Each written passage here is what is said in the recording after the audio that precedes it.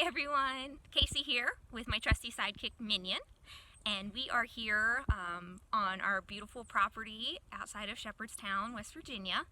We are very fortunate to live close to Yankauer, so we share a lot of the same wildflowers that you would see on the Wildflower Walk. So I am by no means a wildflower expert, but I wanted to share this special place with you guys and share what little knowledge I have. I'm using iNaturalist and the internet and a couple of wildflower books to figure some things out. And we are going to take you on a tour of some of the wonderful wildflowers we have. So let's go.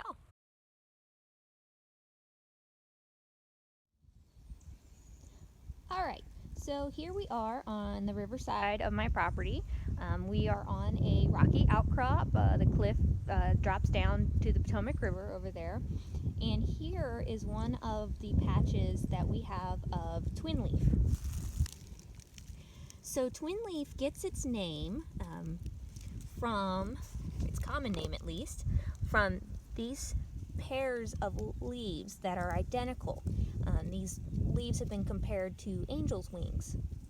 The scientific name is Jeffersonia diphylla, and so they were named after Thomas Jefferson because of his love of natural history.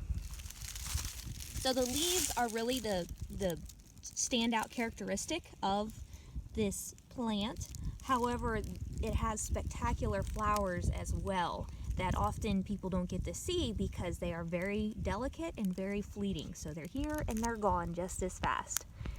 So today we have a bit of a breeze blowing, and you can tell it's already taken a number on this flower here, and if I touch it, its petals will just fall off. That's what I mean by how delicate this flower is and why a lot of people don't get to see it, but it is very beautiful.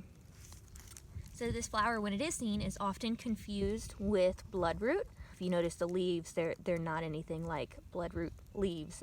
Those twin leaves are very distinct. Now these leaves, over time, will become really, really big. So if you look over here, we have some twin leaf that is opening up and starting to become larger. So here's my hand for comparison. And this isn't anything compared to what these leaves are going to look like here in a couple more weeks.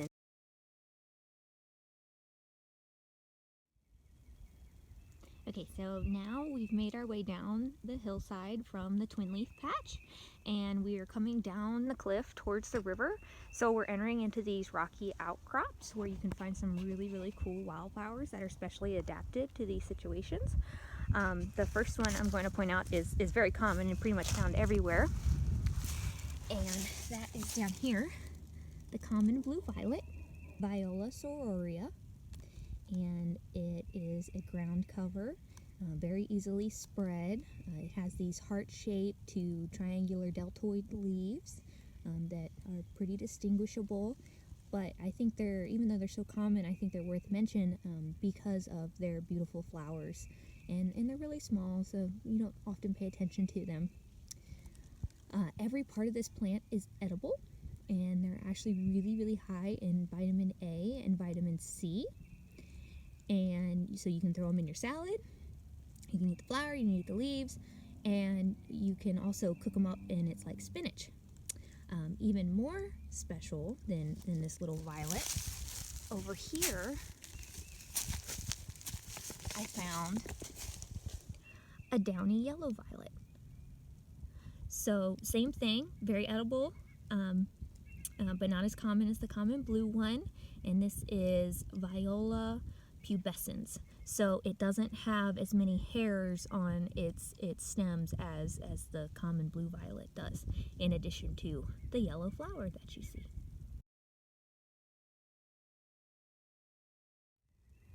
So as I was poking around this rock outcrop, I ran into this little yellow flower, which I'll try to get closer to here.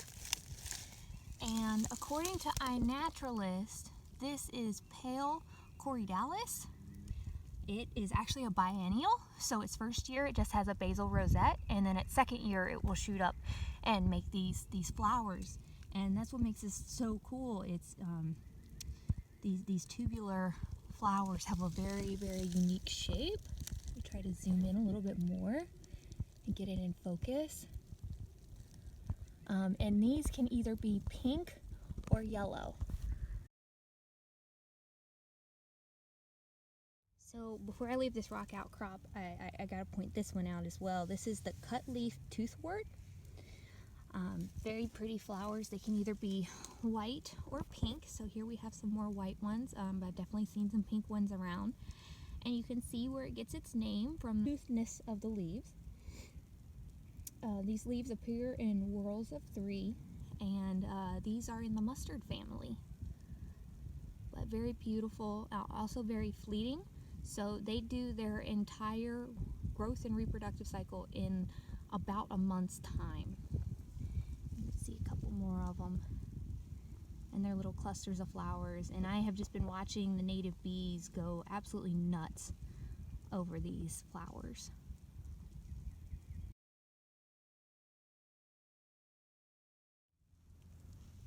I simply can't express how awesome this rock cropping is. Here's another native wildflower that I actually wasn't expecting to find quite right here. But this is Dutchman's Breeches, Dicentra cucullaria, and you can see the fern-like leaves that it has, and then of course the flowers. These white flowers that apparently look like little pantaloons. This flower is pollinated by bumblebees, and fun fast fact about these, every part of them is poisonous, and they are poisonous to the touch. Some minor irritation will result, but you really don't want to eat it. It causes severe intestinal upset. But I love to see Dutchman's Breeches, and these flowers are still a little small. I've definitely seen ones that get bigger, and I've seen Dutchman Breeches in just huge patches. But this is one just hanging out here on our little rock outcrop. I have not moved far.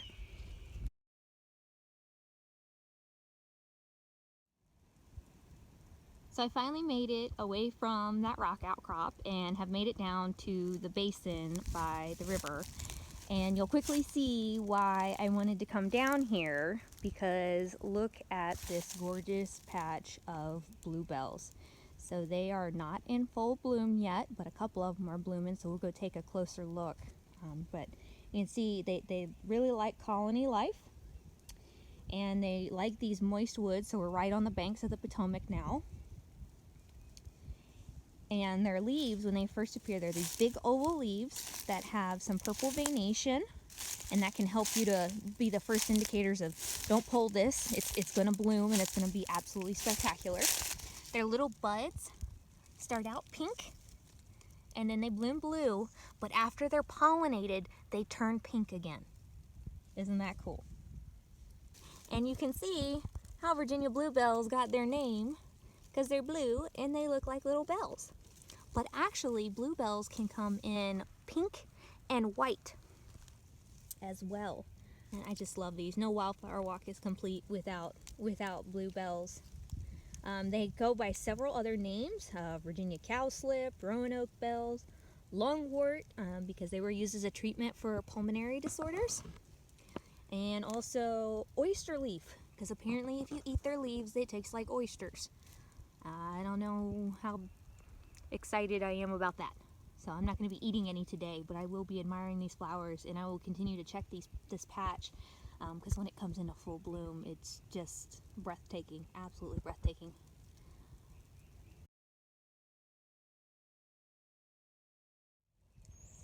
So right as I was leaving the bluebell patch, I ran into this patch of what I believe is spring beauty. And I'm really excited to see these. These are so pretty. I'm going to zoom in on these flowers and try not to get it in the shadow. Or maybe put my shadow on it. There you go. Now you can see the beautiful pink veination in these flowers. So they can be a full-on rosy pink, or they can be white. So the ones I have here are all mostly white. This is one of the pinker of the variety of the ones I'm seeing in this patch. And so the scientific name is Claytonia virginica. They were named for John Clayton, who was an early Virginia botanist. And they have these star-like flowers, and again, they like these moist, rich woodlands. These flowers will only open in the sunlight. So it's nice that we're having this beautiful sunny day to go on this wildflower walk and get to see these. They're not very big, about the size of a dime. You see some are more white than others. So these are also known as fairy spuds. So which is a funny name for such a beautiful flower. But their roots are tubers and that look like miniature potatoes. They are edible, and it's said that they have a sweet chestnut-like flavor.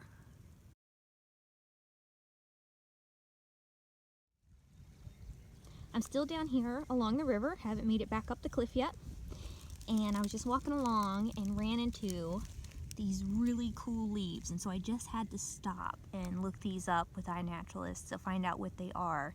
And I know you're thinking, okay, these are leaves and this is a wildflower video, where's the flower? Well, these are the leaves of the yellow trout lily, and yellow trout lilies take 4 to 7 years before they will even bloom. And they said something like only 0.5% of the colony will flower in any given year. So I'm gonna keep checking back on these.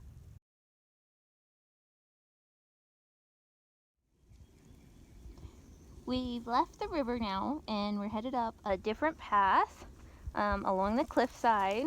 So as you can see, we're gonna be walking right up along these rocks here to get around back up to the top of the cliff. But on our way up there, we ran into this. So this is Virginia saxifrage. It is pretty weedy, but I still think it's really beautiful. These clusters of white flowers that are about the size of a pinky nail. And what's just truly magnificent is how it's just growing straight out of the rock. It barely has any substrate to hang on to. And it is thriving here. There are several little patches of it, as you can see. And one of the ways that you can identify this flower, other than its habitat, is the hairs that are on the stems. Let's see if we can zoom in and focus on the hairy stems. So again, Virginia saxifrage, just super cool find as we make our way up the cliff.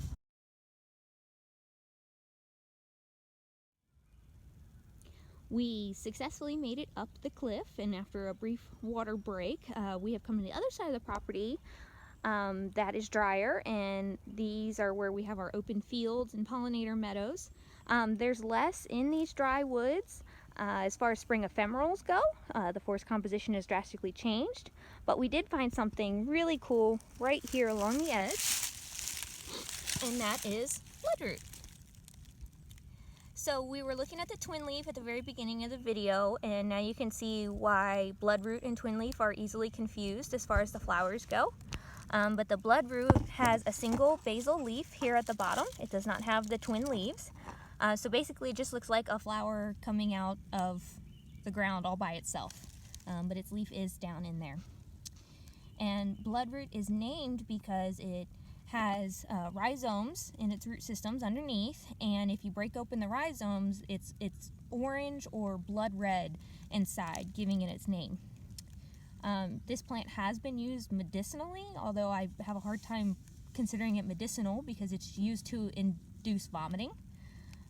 So yeah, it's poisonous, will make you puke. Don't eat it, but do admire its flower while it's here. So that concludes our virtual wildflower walk. Minion and I would like to say thank you for joining us today. We hope you enjoyed it.